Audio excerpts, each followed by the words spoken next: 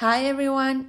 Welcome to Tech Solutions. In today's video, I'm going to show you how to delete an Etsy account. This is going to help you if you decide to change platforms or simply no longer need your account. And we're going to do it step by step.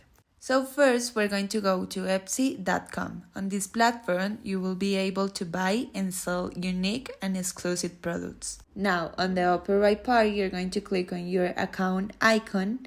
And here you're going to click on account settings. This is going to take you to a new page, and here you're going to click on privacy. Being here, you're going to start scrolling down, and then you're going to find close and delete your Etsy account. And here you're going to click on request delete of your data.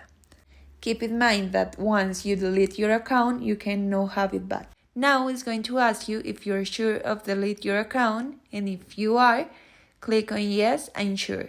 And here again, it's going to ask you to confirm if you're sure to delete your account.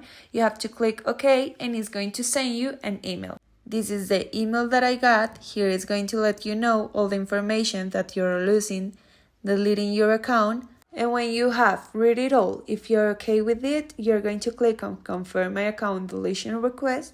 And that's it. I hope you like this video. See you in the next one. Bye.